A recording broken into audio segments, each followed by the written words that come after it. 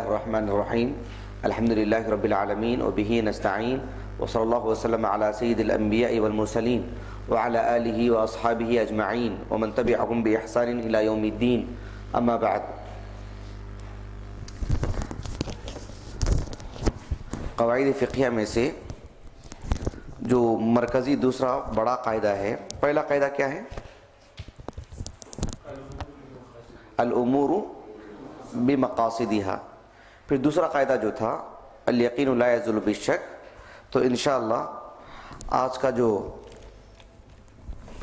قاعدہ ہے وہ دوسرے قاعدے کے تحت ہی ہے، اور کچھ قواعد ہیں، ایک 5-6 قواعد باقی رہ گئے، 5-6 کلاسوں کا معاملہ ہے۔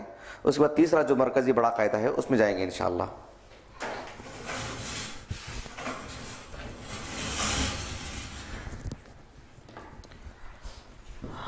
آج جو قاعدہ پڑھیں گے انشاءاللہ وہ لکھیے،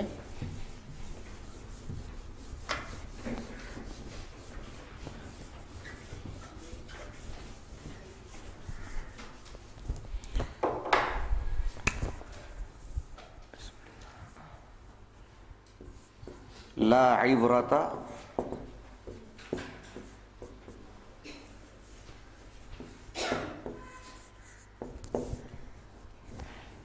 بالظن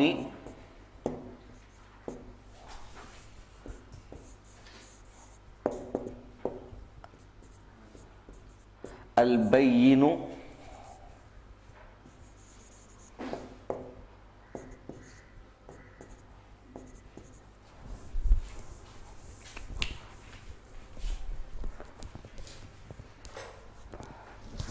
لا عبرۃ بالظن البین خطؤہ۔ یہ پڑھے تھے آپ سے ملا بھائی؟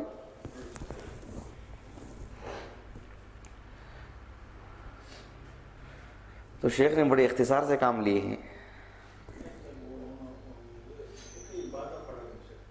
نہیں قواعد فقہیہ جب پڑھائے تھے تب کی بات کر رہا ہوں۔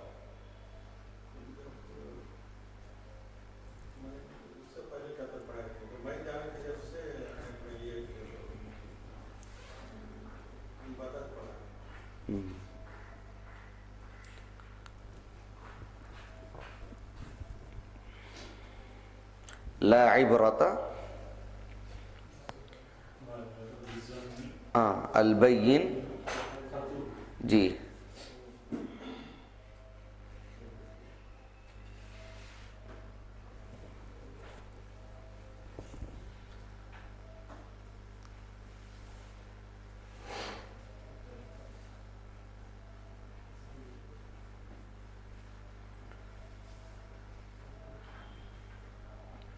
لکھ لیے؟ اس کا تھوڑا ہم مفہوم جان لیتے ہیں پہلے۔ اس قاعدے میں آپ دیکھو نا 4 لفظ ہیں۔ کتنے لفظ ہیں؟ 4 لفظ ہیں۔ پہلے لفظ ہے عبرہ۔ پہلے لفظ کیا ہے؟ عبرہ۔ عبرہ ہے، عبرتن۔ عبرتن کے معنی وہ عبرہ نہیں ہے جو آپ بولتے ہیں کہ ان فی ذلک لعبرۃ لاولی الابصار۔ عبرت وہاں جو موعظت کے معنی میں لیتے ہیں، عبرت حاصل کرنا، وہ مراد نہیں ہے یہاں پر۔ یہاں پر مراد ہے اعتبار۔ اعتبار، لا عبرہ یعنی کوئی اعتبار نہیں، اس کا اعتبار ہی نہیں ہے۔ لا عبرہ اس کا اعتبار نہیں ہے۔ تو عبرہ کا معنی یہاں پر کیا ہے؟ اعتبار۔ الظن، ظن گمان، ظن کے معنی گمان معروف لفظ ہے۔ البین، البین کے معنی واضح۔ البین کے معنی، اسی کا جو مؤنث ہے قرآن مجید میں ایک مستقل ایک سورہ ہے البینۃ۔ البینہ، البین معنی واضح۔ خطؤہ اصل میں وہ خطا سے ہے، خطأن۔ خطأن کے معنی آتے ہیں غلطی، خطا کرنا، خطأن۔ پھر یہ مضاف مضاف الیہ ہے۔ خطؤہ اس کا غلط ہونا، خطؤہ اس کا غلط ہونا۔ خطأن ہے اصل میں، جی نہیں طا ساکن نہیں، طا متحرک ہے، خطأن، خطأن خطأ خطؤہ،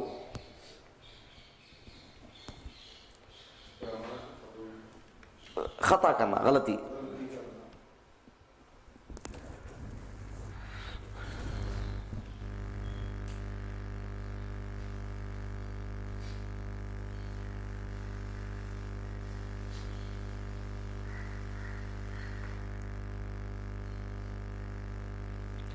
اچھا، اس قاعدے کا معنی اور مفہوم کیا ہے؟ گزشتہ کلاس کا قاعدہ یاد ہے آپ لوگوں کو؟ ایاز بھائی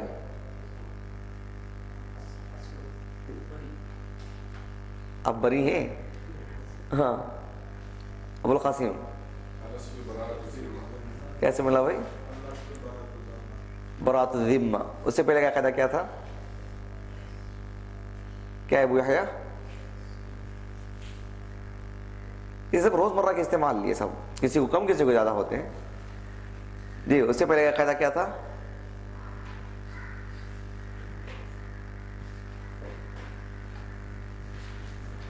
اچھا یہ سب یاد رکھنا، قواعد سب یاد رکھنا ورنہ فائدہ نہیں.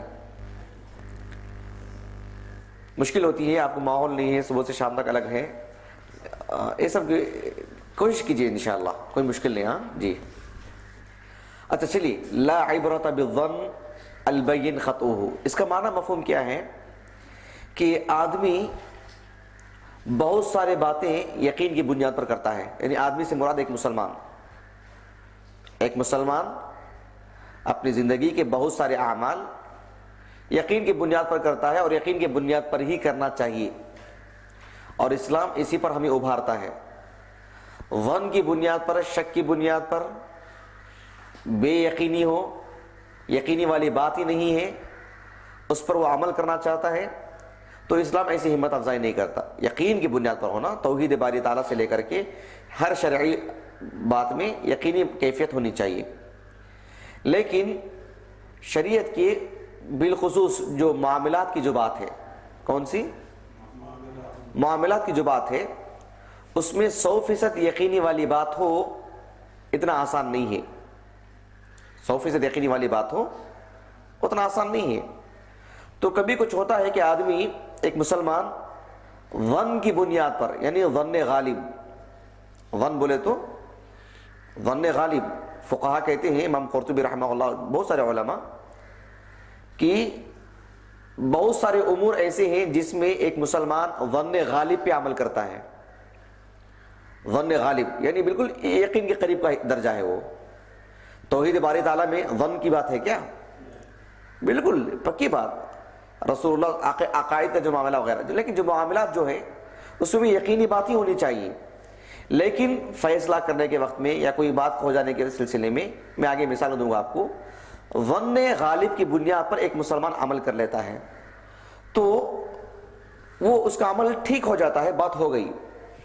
لیکن کبھی کیا ہوتا ہے، ظن کی بنیاد پر ایک عمل کرتا ہے ایک مسلمان، بعد میں اسے واضح ہو گیا کہ میں نے گمان کی بنیاد پر جو کام کیا تھا وہ صحیح نہیں ہے، تو وہ جو کام کیا تھا وہ کام اس کے باقی رہے گا یا اس کا اعتبار نہیں ہوگا، وہ معاملہ ہے. تو جب ایک گمان کی بنیاد پر کوئی کام کیا جاتا ہے، پھر اسے واضح ہو گیا کہ نہیں، میں نے جو کیا تھا وہ گمان کی بنیاد پر، اب مجھے یقین ہو چکا ہے کہ بات ایسی ہے، تو فلا عبرہ، لا عبرۃ بالظن، تو اس عمل کا کوئی اعتبار ہی نہیں ہوگا. متوجہ ہو رہی؟ گمان کی بنیاد پر میں آپ کو دوں گا بہت سارے مسائل، عبادات میں بھی کچھ ہیں، معاملات میں زیادہ ہے. عبادات میں بھی یہ بات آتی ہے، معاملات میں بھی یہ بات آتی ہے.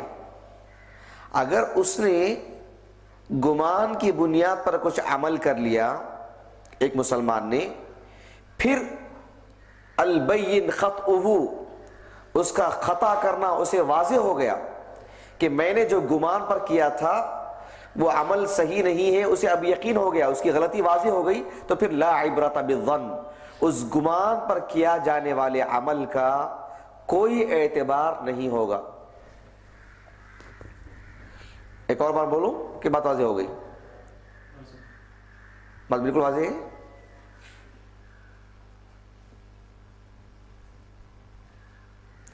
تو آگے دلائل کی طور پر جائیں.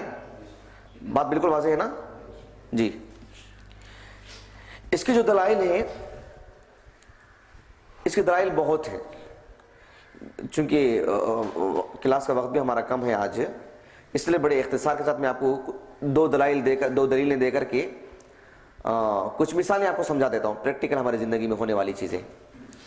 مثال کے طور پر قرآن میں ایک مثال آتی ہے، اللہ سبحانہ و تعالیٰ نے سورہ انبیاء میں ایک قصہ نقل فرمایا۔ سورہ انبیاء دیکھیے،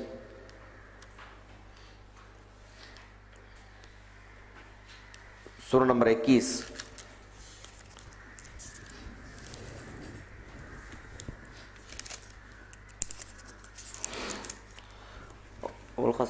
یہ مصحف ہے ادھر بڑا نظر نہیں آ رہا ہے اس میں،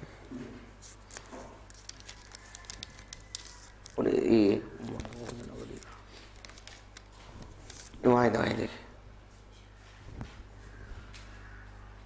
سورہ انبیاء کھولیے آپ لوگ جب تک۔ سورہ نمبر 21 آیت کریمہ ہے 7 پر 8۔ جزاک اللہ خیرا۔ آیت نمبر 78 دیکھیے،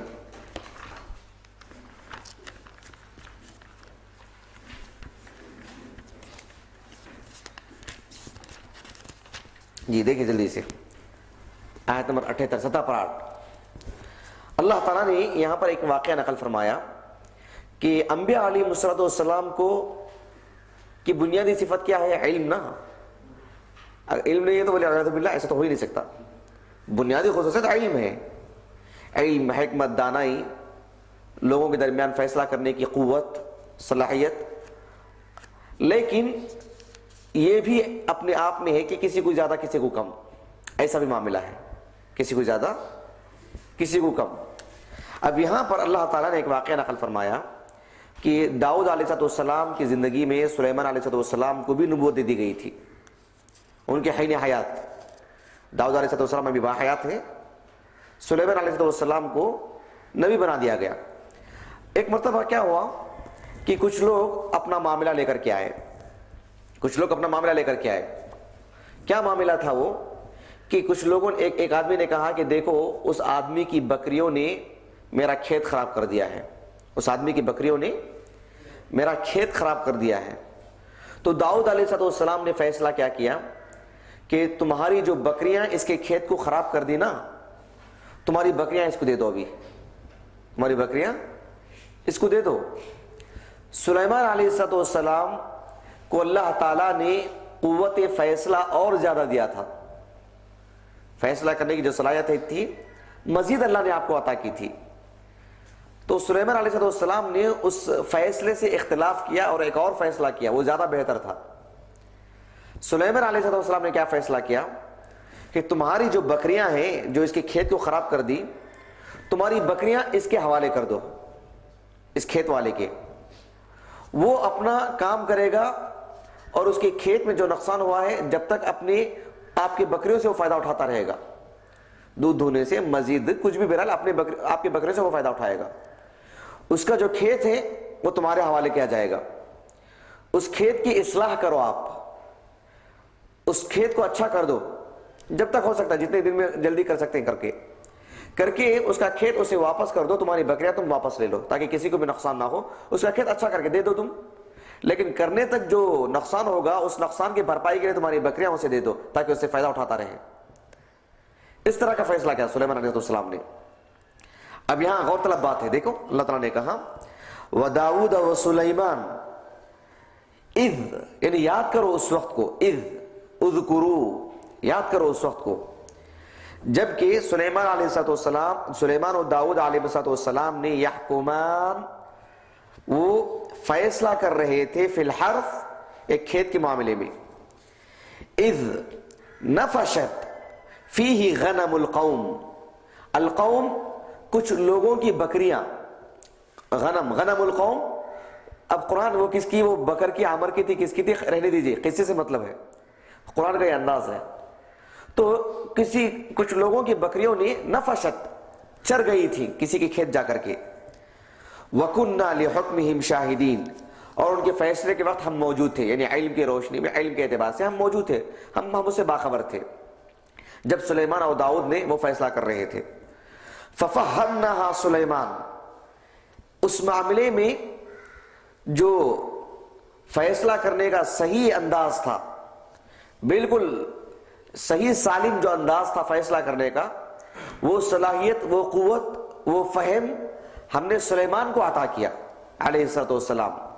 پھر وَكُلًّا آتَيْنَا حُكْمًا وَعِلْمًا، ویسے تو ہم نے سب کو، یعنی دونوں کو بھی علم و حکمت عطا کی تھی، لیکن معاملے کا جو فہم تھا، صحیح انداز میں فیصلہ کرنے کی جو صلاحیت اور قوت تھی، ہم نے سلیمان کو عطا کی تھی زیادہ بہتر انداز میں. تو بہرحال یہاں ہمارے موضوع سے دلیل کیا ہے؟ وہ یہ ہے کہ داؤد علیہ السلام نے جو وہاں پر فیصلہ کیے تھے، وہاں پر جو فیصلہ کیے تھے وہ ایک ظن غالب کی بنیاد پر. کس بنیاد پر؟ ظن غالب، یعنی آپ کو جو معاملہ زیادہ ٹھیک ٹھاک تھا اس ناحیے سے آپ نے فیصلہ کیا. اور جب فیصلہ کرنے والا فیصلہ کرتا ہے، ایک مجتہد، ایک قاضی جب فیصلہ کرتا ہے تو گمان کی بنیاد پہ فیصلہ کرتا ہے. کس بنیاد پر؟ یہ پکی کوئی بات ہی ہے کیا واقعی اس کی بکریوں نہیں آ کر کے کیا کر کے؟ ایک معاملہ وہ. دوسرا معاملہ یہ کہ ظن غالب اپنے علم کی روشنی میں ایک فیصلہ کرتے ہیں. وہ فیصلہ اگر مان لیجئے کہ غلط ہے، وہ گمان جس گمان کی بنیاد پر انہوں نے فیصلہ کیا ہے وہ غلط ہے، تو اسی پر باقی رہیں گے یا اس سے بہتر فیصلہ آئے تو اس کی طرف جائیں گے، اس کے بہتر فیصلے کی طرف. تو یہاں پر ایک فیصلہ آ جانے کے بعد، چونکہ ایک معاملہ تھا، ایک گمان کی بنیاد پر ایک معاملہ تھا، سلیمان علیہ السلام کو اللہ نے ایک فہم عطا کیا، اس کا ایک علم عطا کیا، اس سے بہتر انداز میں انہوں نے کیا، تو جو پہلا تو معاملہ کینسل ہو گیا. وہ لا عبرۃ بالظن البین خطئہ، اس کا خطا ہونا جب واضح ہو جائے تو پھر اس گمان پر کیا جانے والے عمل کا کوئی اعتبار نہیں ہوگا، تو اس عمل کا کوئی اعتبار نہیں رہا. فیصلہ ایسا ہی نہیں ہوا، فیصلہ وہ ہوا جو سلیمان نے کیا علیہ السلام. ایک بات سمجھ میں آ رہی ہے آپ کو؟ چلیے حدیثوں سے ایک مثال میں آپ کو دیتا ہوں. اللہ کے رسول کے زمانے میں صلی اللہ علیہ وسلم ایسے معاملے بہت ہوتے تھے، اور آج بھی ہو سکتے ہیں.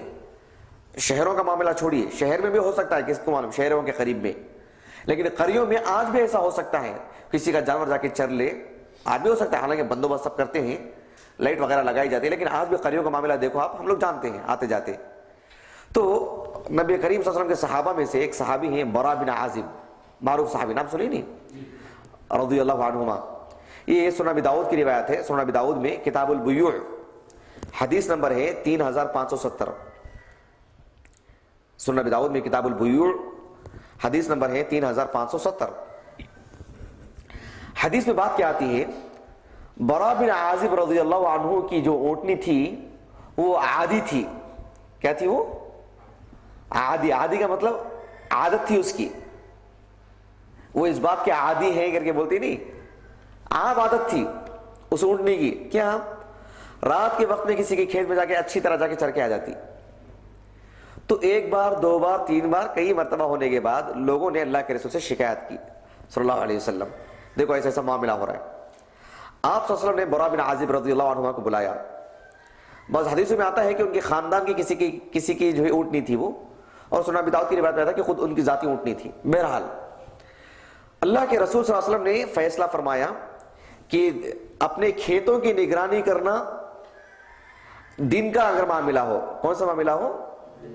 دن کا معاملہ ہو، تو ایسی صورت میں کھیتوں کے جو نگران ہیں وہ ان کے اوپر ضروری ہے کہ اپنے کھیتوں کی نگرانی کر لے. اگر دن میں آ کر کے کوئی جانور آپ کا کھیت چر جائے، کسی کی اونٹنی آ کر کے، کس کی اونٹنی آ کے چری، وہ ان سے نہیں پوچھا جائے گا. آپ اپنا معاملہ، اپنے کھیت کی نگرانی کرو، کھیت کی دیکھ بھالی کرو آپ. ہاں رات کا معاملہ ہو، کسی کی اونٹنی آ کر کے چر گئی، کسی کے جانور آ کے چر گئے، تو پھر ایسی صورت میں بھرپائی ان کو کرنی پڑے گی. رات میں اپنے جانوروں کو باندھ کے رکھو، آپ کھلا کیوں رکھے آپ نے؟ دن میں بھی آپ کو جو ہے حفاظت کرنا چاہیے، لیکن مان لو دن میں کچھ ہو بھی گیا تو دن میں آپ نگرانی کرو اپنے کھیتوں کی، آپ لاپرواہی مت برتو. دن کا معاملہ ہو تو کھیت والوں کا معاملہ، نقصان ہو تو آپ کا اپنا، آپ اپنے کھیتوں کی حفاظت کرو، آپ کا اپنا مال ہے وہ. ہاں راتوں کے معاملات میں سب سو جاتے ہیں، وہ اپنا بھی سو کر کے رہیں گے اپنے کھیتوں کے معاملے میں، وہ تو آپ اپنے جانوروں کو کھلا رکھیں گے تو جا کے چر کے آ جائیں گے وہ، تو اپنے جانوروں کی آپ رات میں حفاظت کرو. ایسے فیصلہ کیا اللہ کے رسول نے صلی اللہ علیہ وسلم. تو اس جیسا ایک ملتا جلتا جو ہے معاملہ تھا وہ. بہرحال اچھا ہمارے موضوع سے متعلق ایک دلیل میں نے آپ کو قرآن سے دی, ایک دلیل حدیث سے دے دیتا ہوں, اس کے بعد کچھ مثالیں سمجھا دیتا ہوں, وقت بھی ختم ہو رہا ہمارا. تو حدیث سے ایک مثال نبی کریم صلی اللہ علیہ وسلم کی زوجہ محترمہ ام المؤمنین ام سلمہ رضی اللہ عنہا. نہیں اس کی دلیل نہیں دیا میں, یہ بتلانے کے لیے کہ جو جانور وغیرہ جو چر جاتے ہیں, یہ معاملہ جو ہے عہد نبوی میں بھی اس طرح کی شکایتیں اللہ کے رسول کے پاس آئیں, وہ بولنے کے لیے کیا میں. ہاں جی, بطور دلیل کے یہ حدیث دیکھیں, متفق علیہ حدیث ہے, صحیح بخاری میں کتاب الشہادات, اس کا حدیث نمبر ہے 2680 2680, اور یہ حدیث صحیح مسلم میں کتاب الحدود میں ہے, حدیث نمبر ہے 1713. صحیح مسلم میں کتاب الحدود 1713.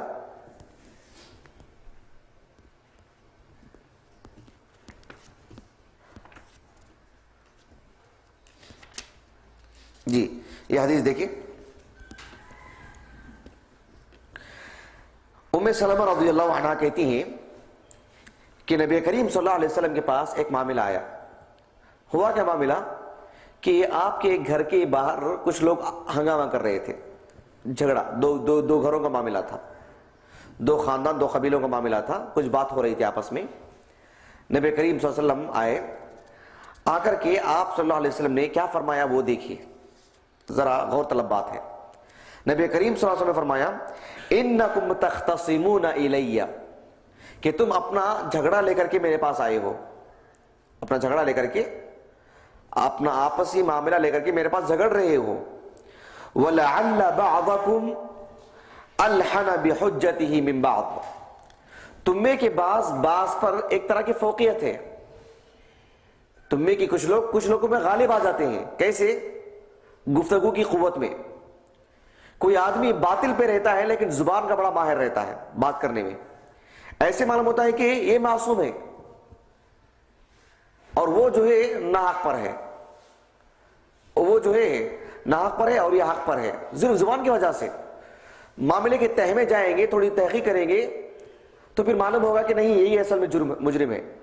تو اللہ کے رسول نے کہا صلی اللہ علیہ وسلم وَلَعَلَّ بَعْضَكُمْ أَلْحَنَ بِحُجَّتِهِ مِنْ بَعْضٍ, تم میں کے کچھ لوگ اپنی جو قوت گویائی ہے, بولنے کی جو قوت ہے, اس معاملے میں کسی پہ غالب آ جاتے ہو اور کسی پہ اپنی بات اپنی پکڑ لا لیتے ہو. اس کے بعد دیکھو آپ صلی اللہ علیہ وسلم نے فرمایا فَمَنْ قَضَيْتُ لَهُ بِحَقٍ, اگر میں کسی کے حق میں فیصلہ کر دیا, بات سن کے, میں تو ظاہر پہ فیصلہ کروں گا نا, میں ظاہر پہ فیصلہ کروں گا, صرف چرب زبانی بولنے کی قوت اس کی ہے اور انداز بڑا نرالا ہے, میں متاثر ہو گیا, میں اور ایک انسان ہونے کے اعتبار سے اس کی طرف میرا میلان ہو گیا, مان لو میں اسی کی طرف فیصلہ کر دیا.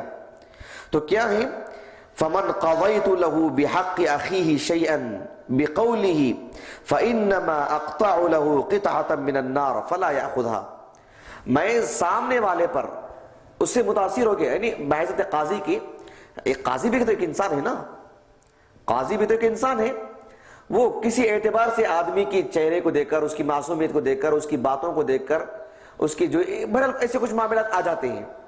کہا کہ اگر میں تمہارے خلاف میں, تمہارے حق میں, تمہارے بھائی کے خلاف میں تمہارے حق میں اگر میں فیصلہ کر دوں جبکہ حق پر وہ ہے, تو اس کا جو حصہ میں آپ کو دے رہا ہوں وہ حصہ نہیں ہے, وہ جہنم کا حصہ دے رہا ہوں میں. اسی لیے زبان کی بنیاد پر نہیں, سچائی کی بنیاد پر اپنا معاملہ لے کے جاؤ, زبان کی بنیاد پر نہیں, کیونکہ میں فیصلہ کروں گا تمہارے حق میں کر دوں گا میں, لیکن جو حصہ آپ کو مل جا رہا ہے کہ آپ کہیں گے وہ میرا حصہ آپ کو دے دوں گا میں, تو جہنم کا حصہ مل رہا ہے آپ کو. اچھا بہرحال اس حدیث میں ہمارے موضوع کی دلیل کیا ہے کہ اگر ایک قاضی دونوں کے درمیان فیصلہ کرنے کے لیے بیٹھتا ہے, وہ کسی کی زبان اور کسی کا چہرہ, بہرحال کسی کے ایسی چیزوں سے متاثر ہو کر کے یا سامنے والے کو وہ حق سمجھ کر کے اس نے گمان کی بنیاد پر فیصلہ کر دیا اور اسے اس کا حق دے دیا, اسے چند دنوں کے بعد معلوم ہوا کہ البین خطئہ, اس کی خطا اس پہ واضح ہو گئی کہ نہیں حق پر وہ نہیں وہ تھا, تو پھر فلا عبرۃ بالظن, اس فیصلے کا کوئی اعتبار نہیں ہوگا، اسے معاملے کو دہرانا پڑے گا، اسے اس کا حق دلوانا پڑے گا۔ بات واضح ہوگی آپ کو؟ ہاں، اس لیے کہ انہوں نے جو فیصلہ کیا گمان کی بنیاد پر، پھر چند دنوں کے بعد ان کو معلوم ہو گیا کہ نہیں معاملہ یہ نہیں، یہ معاملہ ہے، تو ایسی صورت میں لا عبرۃ بالظن، اس ظن کا کوئی اعتبار ہی نہیں۔ کیوں؟ البین خطؤہ، انہیں اب وہ خطا جو ہے واضح ہو چکی ہے، اب وہ حق پر ہے یہ معلوم ہو چکا ہے، تو پھر معاملے کو ابھی رہنے دو، ایسا نہیں، معاملے کو دہرانا پڑے گا، معاملے کو لوٹانا پڑے گا، اسے اس کا حق دلوانا پڑے گا، اسے اس کی سزا دینی پڑے گی۔ بات واضح ہو رہی ہے؟ یہ ضروری، ایسا نہیں کہ چلو ہو گیا سو ہو گیا، ابھی چلو معاملہ ہو گیا ابھی دوبارہ کیوں، ایسا نہیں ہوگا۔ حق واضح ہو جانے کے بعد، کیونکہ کسی ایک پر ظلم نہیں ہونا چاہیے، اور کسی کو جو معصوم نہیں ہے، جو ہے ہی نہ حق پر، اسے حق دے دیا جا رہا ہے، ایسا نہیں ہونا چاہیے۔ ہاں، گمان کی بنیاد پر انسان نے کر دیا تو پھر کل کے دن معاملے کو درست ہونے کے بعد اس معاملے کو لوٹانا پڑے گا اس کو۔ یہ دلائل تھے۔ کچھ مثالیں میں دے دیتا ہوں، وقت بھی ختم ہو رہا ہے، کچھ مثالیں میں آپ کو دیتا ہوں جو ہماری زندگی میں روز مرہ کے طور پر کام آتی ہیں۔ یہ قاعدہ سمجھا آپ لوگوں نے؟ دلائل بھی سمجھ گئے نا؟ الحمدللہ جی۔ اب دیکھیے چند مثالیں، مثال کے طور پر چند مثالیں جو ہماری روز مرہ کی پریکٹیکل جو زندگی میں آتی ہیں۔ ایک مثال دیکھیں، اگر ایک مسلمان وہ آ کر کے وہ باوضو ہے، ابھی فی الحال مان لیجئے کہ ہم لوگ باوضو ہیں، ایسے ہی معاملہ تھا، ہم لوگ گئے ناشتہ کے، سب کچھ معاملہ ہو گیا، ظہر کی نماز کا وقت آ گیا۔ اب ظہر کی نماز کے وقت میں مجھے اندازہ تھا کہ میں باوضو ہوں، مجھے کیا یقین ہے؟ گرچہ کہ مجھے اس کا بھی علم تھا کہ میرا وضو جو ہے ختم ہو چکا ہے، میں استنجا کے لیے گیا تھا یا کسی صورت میں میرا وضو ٹوٹ چکا ہے، لیکن پھر بھی میں اس کو بھول چکا تھا، مجھے لگ رہا تھا کہ نہیں میں باوضو ہی ہوں میں، اور میں نے ظہر کی نماز پڑھ لیا۔ میں نے ظہر کی نماز پڑھنے کے بعد پھر اچانک مجھے یاد آیا کہ نہیں مجھے اب یاد آ رہا ہے، مجھے میرا وضو ٹوٹ چکا تھا، میں نے استنجا کی تھی، مجھے اب یاد آ رہا ہے مجھے۔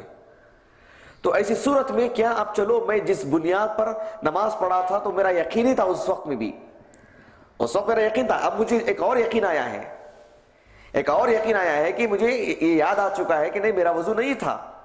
تو ایسی صورت میں کیا وہ نماز اس کی رہنے دی جائے کہ ایک یقین کی بنیاد پر پڑھا تھا، یا وہ اس کی نماز کا کوئی اعتبار نہیں ہوگا کیونکہ اسے اب فی الحال اچھی طرح معلوم ہو چکا ہے کہ وہ حالت وضو میں نہیں پڑھا ہے؟ ایسی صورت میں کیا ہوگا؟ لا عبرۃ بالظن، کیونکہ یہ جو یقین ہے اس کا یہ اصل یقین ہے، یہ جو اس کا یقین ہے، کیونکہ شک کی بنیاد پر کوئی کام نہیں ہوگا، ظن کی بنیاد پر۔ اسلام کا خلاصہ یہی ہے کہ الیقین لا یزول بالشک، آپ یقین پر رہیں گے جب تک کہ دوسرا یقین نہ آ جائے جو اس سے بھی زیادہ مضبوط ہو یا اس کی مماثل ہو۔ تو اس اعتبار سے آپ اپنی نماز کو دہرائیں گے، کیوں؟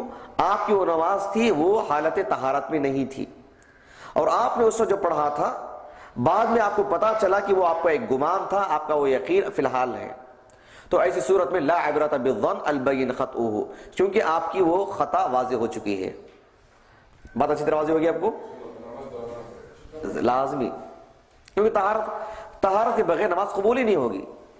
اللہ سبحانہ و تعالیٰ ایسی نماز کو قبول نہیں کرے گا جو آدمی حدث کی بنیاد پر نماز پڑھے، طہارت کی بنیاد پر نہ ہو۔ کتاب الوضو کی پہلی حدیث صحیح بخاری میں۔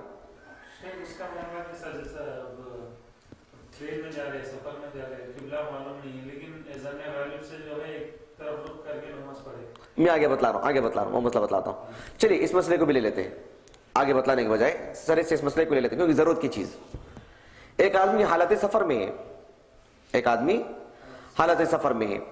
یہاں غور طلب بات کیا ہے کہ ایک جو مسافر ہے، ایک مسلمان، اسے نماز کے معاملے میں بہت چوکس رہنا پڑے گا، لیکن مان بھی لیجئے ایسے مسائل آئی جاتے ہیں، سب کا علمی لیول ایک نہیں ہوتا کہ پہلے سے دیکھ کے جائے۔ اب مثال کے طور پر یہاں سے کسی کو دلی کو جانا ہو، آنکھ بند کر کے نماز پڑھ سکتا ہے، اس کو روٹ معلوم ہے، اس کا ایک کون سا روٹ، اس کا روٹ شمال کی جانب ہے اور جو ہے مجھے رخ کر کے ادھر پڑھنا ہے، اسے معلوم ہو جاتا ہے۔ لیکن سب کچھ جغرافیہ اعتبار سے ٹرین میری کہاں جا رہی ہے، کہاں کچھ ہو رہا معاملہ، اسے نہیں معلوم ہوگا۔ یہاں سے اڑپی جانے والے جو روٹ ہیں اس کے لیے کسی طرح کی پریشانی کی ضرورت ہے کیا؟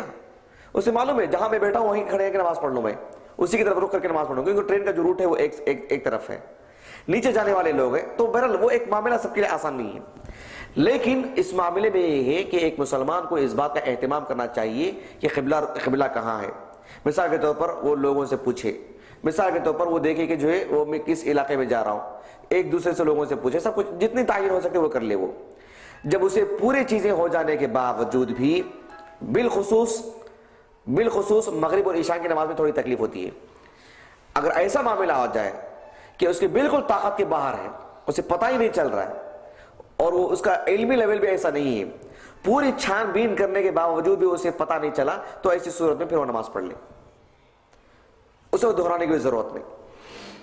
فَأَيْنَمَا تُوَلُّوا فَثَمَّ وَجْهُ اللَّهِ فَأَيْنَمَا تُوَلُّوا فَثَمَّ وَجْهُ اللَّهِ. پوری طرح کوشش کرنے کے باوجود بھی اسے قبلہ نہیں مل پا رہا ہے، تو ایسی صورت میں لیکن کوشش ہونی چاہیے. اب رہنے دیجیے میں کسے پوچھوں، کہاں رہوں، کیا رہوں، ایسا سب نہیں ہونا. پوری کوشش ہونے کے باوجود بھی اگر وہ نماز پڑھ لیتا ہے، یہ قاعدہ، اس قاعدے سے ایکسیپشن والی بات بھی ہے، استثناء والی بات بھی ہے. کچھ مسائل ہیں جو انسان کی طاقت کے باہر کے ہیں، پوری چھان بین کے باوجود بھی اسے قبلے کی تعین نہیں ہو پا رہی، تو پھر ایسی صورت میں وہ جہاں ہے ادھر نماز پڑھ لے. اسے بعد میں معلوم ہو جائے کہ نہیں، میں نے جہاں نماز پڑھا وہ قبلہ رخ نہیں تھا، بالکل اس کے الٹا سمت پڑھا ہوں میں، پھر نماز دہرانے کی بھی ضرورت ہے اس کو. لیکن پوری چھان بین کے بعد اگر پڑھ لیتا ہے تو صحابہ سے بھی ایسا ہوا ہے، اللہ کے رسول نے نماز دہرانے کا بھی حکم نہیں دیا. بات واضح ہو گئی؟ چلیے، شرح صدر نہیں ہو آپ کو تو پھر بولنا چاہیے نا، آپ کے چہرے سے اندازہ لگا مجھے. جو اگر آپ کو شرح صدر نہیں ہے تو آپ صاف بولنا. آپ اللہ کے رسول صلی اللہ علیہ وسلم کے ساتھ صحابہ کی ایک جماعت، یہ ریاض وغیرہ کا جو علاقہ ہے نا، ریاض وغیرہ کا، وہاں ایک معاملہ تھا، ایک معرکہ تھا، ایک غزوہ تھا. اس وقت اجتماعی طور پر نماز پڑھنا بھی آسان نہیں تھا، کیونکہ دشمن اتنا چوکس تھا مسلمانوں پر، سب بدو قسم کے لوگ تھے. تو اللہ کے رسول صلی اللہ علیہ وسلم نے لوگوں کو ایسے نماز پڑھنے کا حکم دیا. سبوں نے رات کے وقت نماز پڑھ لی، لیکن نماز پڑھنے سے پہلے قبلے کی انہوں نے اہتمام کیا. قبلہ نہیں مل سکا ان کو، اس کی تعین نہیں ہو سکی، تو انہوں نے نماز پڑھنے کے وقت میں اپنے سامنے ایک پتھر رکھ لیا، تاکہ پتہ چلے کہ صبح میں روشنی میں ہمیں معلوم ہو کہ جو ہے، یہ صحیح بخاری کی روایت ہے، ہمیں معلوم ہو کہ جو ہے ہم نے کہاں نماز پڑھی ہے. سب صبح میں اٹھ کر کے دیکھے تو کسی کا رخ وہاں، کسی کا رخ وہاں، کسی کا رخ وہاں. اللہ کے رسول نے دہرانے کا حکم نہیں دیا علیہ الصلوۃ والسلام. کیوں؟ ایک تو انہوں نے کوشش کی، دوسرا اپنی طاقت سے باہر ہونے کی صورت میں اللہ کے رسول نے ویسے رہنے دیا، اور اس وقت آیت کریمہ نازل ہوئی فَأَيْنَمَا تُوَلُّوا فَثَمَّ وَجْهُ اللَّهِ، سورہ بقرہ کی. جہاں بھی رخ کرو وہ اللہ کو پائیں گے. مطلب یہ کہ قبلہ ایک عمل ہے، ایک ضروری چیز ہے وہ، لیکن ایسی صورت میں جہاں ایک مسلمان کی طاقت سے بڑھ کر کے ہے فَاتَّقُوا اللَّهَ مَا اسْتَطَعْتُمْ، تو پھر طاقت سے بڑھنے کی وجہ سے تمہاری طاقت میں جتنی سکت ہے اتنی اللہ سے ڈرو، پھر ایسی صورت میں تمہاری نماز ہو جاتی ہے. وہ شیخ ابن عثیمین رحمہ اللہ یہی کہتے ہیں، ایک آدمی سفر کر رہا ہے تو اسے قبلے کی تعین نہیں ہو پا رہی ہے، نماز جہاں پڑھ لے ایسا نہیں ہوگا، بلکہ وہ شرط کے ساتھ کہ پہلے وہ چھان بین کر لے، پرکھ لے، وہ اپنی طاقت کا پورا استعمال کرے، لوگوں سے پوچھ کر، اپنے آلات کا استعمال کر کے جتنی اس کے اندر طاقت ہے پورا کرے، تب اس سے پھر نماز پڑھنے کی بات ہو جاتی ہے، تب وہ پڑھ لے انشاءاللہ. بالکل شرح صدر ہوا؟ چلو بارک اللہ فیک. ہاں، حدیث کا کون سی حدیث کا؟ یہ اچانک میرے ذہن میں آئی، کتاب المغازی میں ہی. حدیث نمبر میرے ذہن میں نہیں ہے، کیونکہ اچانک آپ پوچھے تو وہ حدیث میرے ذہن میں آئی وہ، ورنہ حدیث کا نمبر یاد نہیں رہتے مجھے، حدیث کا نمبر جو ہے آسان نہیں یاد کرنا. اچھا چلیے، ایک اور مثال کے طور پر،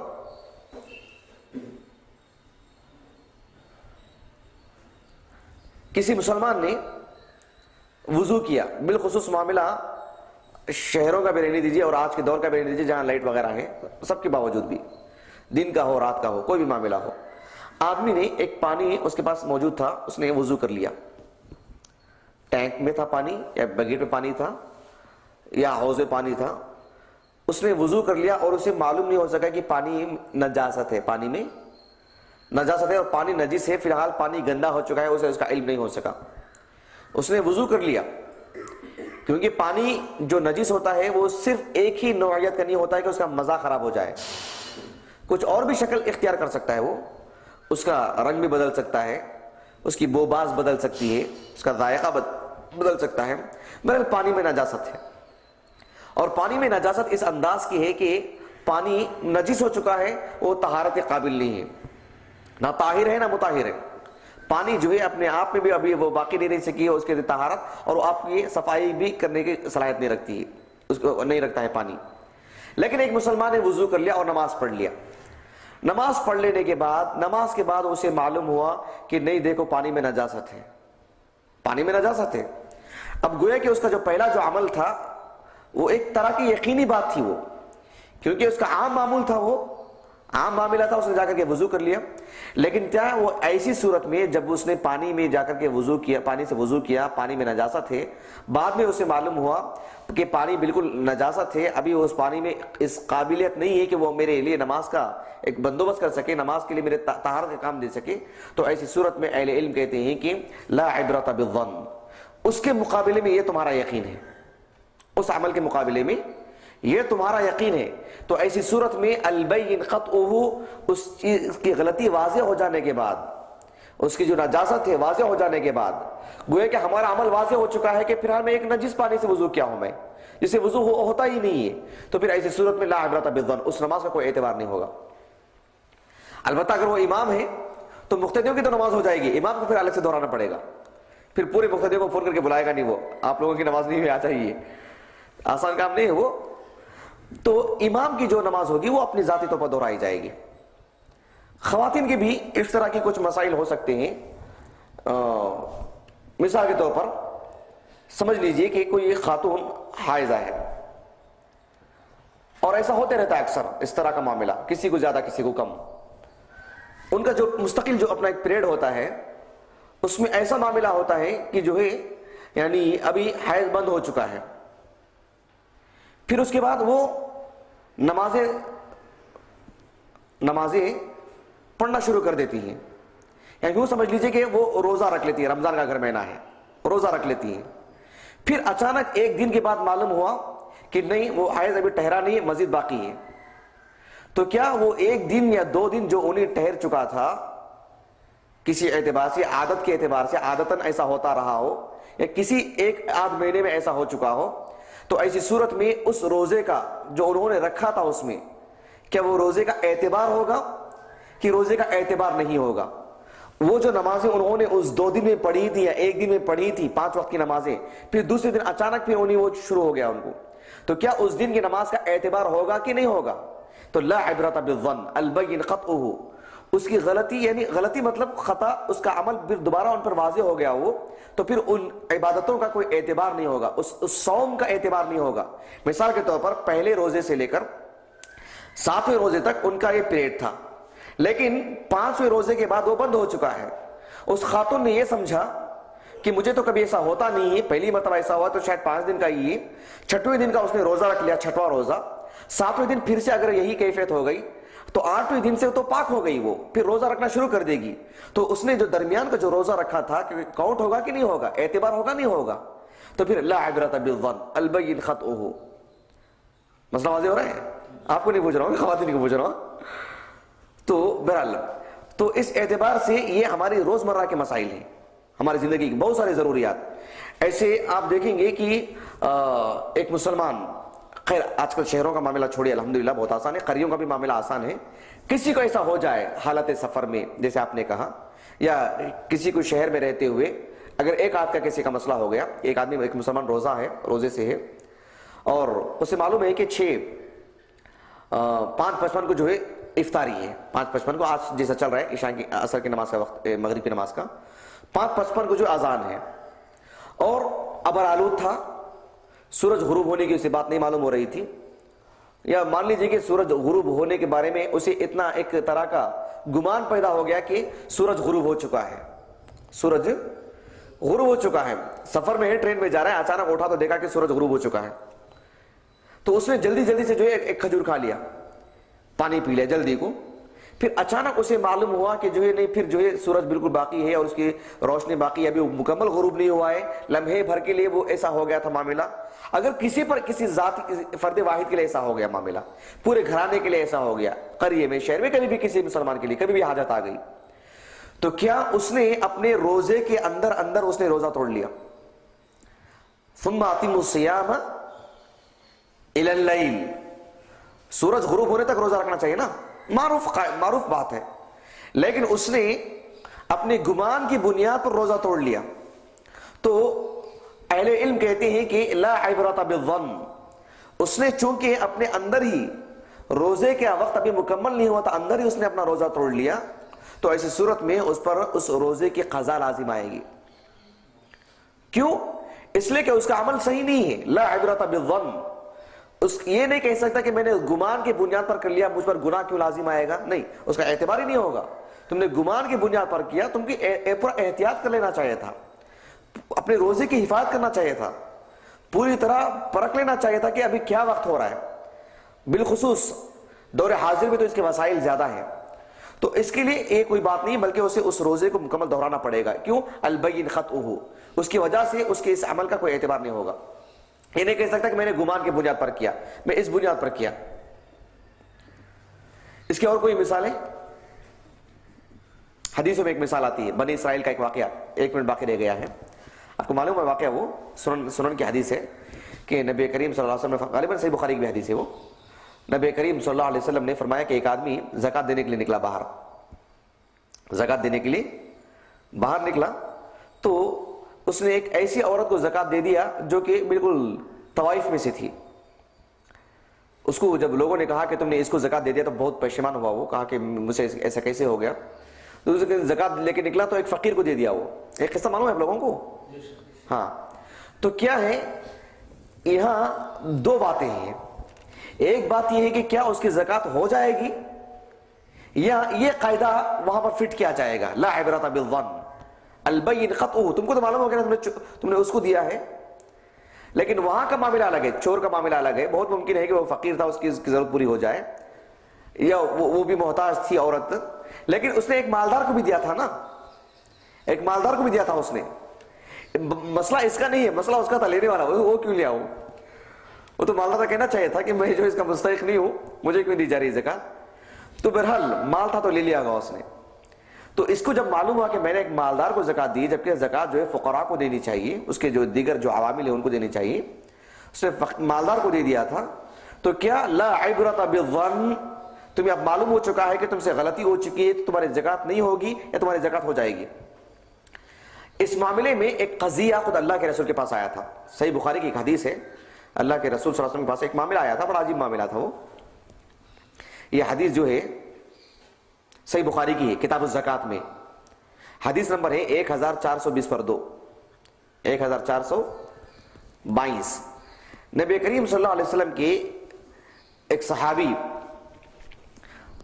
معن ابن یزید، باپ بیٹے دونوں صحابی ہیں رضی اللہ عنہما، باپ بیٹے دادا تینوں صحابی. معن ابن یزید، میم عین نون، معن، میم عین نون، معنن، معین نام رکھتے ہیں، معین اسے بس معن، میم عین نون، معن ابن یزید رضی اللہ عنہما. اچھا سنیے اس حدیث کو، سنیے، وقت طلب ہے، وقت بالکل ہو چکا ہے. وہ کہتے ہیں کہ میرے جو والد تھے یزید رضی اللہ عنہ، اپنی زکوٰۃ نکالتے اور مسجد میں ایک صاحب کو جا کے دے کے آتے. زکوٰۃ نکالتے اور مسجد میں ایک صاحب کو دے کر آتے. ایک مرتبہ کیا ہوا کہ میرے والد وہ دینار لے کر کے آئے اور مسجد میں رکھ دیا تھا انہوں نے، اور میرے والد صاحب کے دل میں یہ بات تھی کہ میں رکھوں گا تو فلاں صاحب آ کے لے لیں گے. تو میں نے جب دیکھا میرے والد صاحب پیسے رکھے وہاں پر، تو میں گیا، میرے والد کا معاملہ، میں زیادہ اس کا حقدار ہوں، میں جا کر کے لیا اور میں نے استعمال کر لیا، رحمک اللہ. میں جا کر کے وہ لے لیا میں، اور میں جا کر کے استعمال کر لیا. بیٹے کو زکوٰۃ دے سکتے ہیں کیا؟ بالکل نہیں دے سکتے، اس لیے کہ اس کا خرچہ اسے سنبھالنا پڑے گا، اور بیٹا بھی باپ کو زکوٰۃ نہیں دے سکتا، اسے تو اس کے اخراجات پورے کرنے پڑیں گے. تو یہاں پر جو ہے باپ کی جو زکوٰۃ تھی کس نے استعمال کی؟ بیٹے نے. اور بیٹے نے کیا سمجھا، میرے باپ نے مال رکھا ہے وہاں پر، اس کا میں مستحق ہوں، میرے ابا نے وہاں کیوں رکھے، جا کر کے لے جا کر کے استعمال کر لیے. دونوں کا معاملہ اللہ کے رسول کے پاس آیا صلی اللہ علیہ وسلم. آپ صلی اللہ علیہ وسلم نے یعنی بڑے اچھے انداز میں آپ نے فیصلہ کیا. آپ نے کہا لَكَ مَا نَوَيْتَ يَا يَزِيد وَلَكَ مَا أَخَذْتَ يَا مَعْن. کہا کہ دونوں پر بھی کوئی معاملہ نہیں. معن سے کہا کہ تمہارا معاملہ کچھ نہیں ہے، تم نے یہی سمجھانا کہ میرے باپ کا مال ہے، میرے ابا کی جو ہے دولت ہے، آپ نے لیا استعمال کر لیا، چلیے آپ پر کوئی مواخذہ نہیں، آپ کی نیتوں کے بقدر، آپ اپنے گھر کی بات ہے، چلو آپ کا معاملہ حل ہو گیا. آپ کی نیت کیا تھی؟ زکوٰۃ فلاں صاحب کو دینے کی تھی، آپ کی نیت تو ہو گئی. آپ کی جو نیت تھی آپ نے رکھے، گرچہ کہ آپ کے بیٹے نے لے لیا اس کو، لیکن آپ کی جو نیت تھی آپ کے وقت آپ کا معاملہ ہو گیا. تو یہاں پر ان کو دہرانے کا حکم نہیں دیا گیا کہ البین خطؤہ لا عبرۃ بالظن البین قطعہ. اب تمہاری زکوٰۃ ایک اور جگہ پر چلے گئی، نہیں جانی چاہیے تھی، دوبارہ دو، ایسے نہیں کہا آپ نے. تو کچھ مسائل ایسے ہیں جسے مستثنا رکھا گیا ہے. بات سمجھ میں آ رہی ہے؟ لیکن اکثر و بیشتر مسائل میں آپ کو یہ قاعدے کی سخت ضرورت پیش آئے گی. بہت اچھی طرح واضح ہو گئی. ہاں تو قاعدہ بولی کیا ہے؟ لا عبرۃ بالظن البین خطؤہ. ماشاءاللہ آدھے لوگ بورڈ پر دیکھے، آدھے لوگ اپنے نوٹ بک میں دیکھے، کچھ لوگ اپنے حافظے کی بنیاد پر بولے ہیں رحمکم اللہ. چلیے سبحانک اللہم و بحمدک اشہد ان لا الہ الا انت استغفرک و اتوب الیک.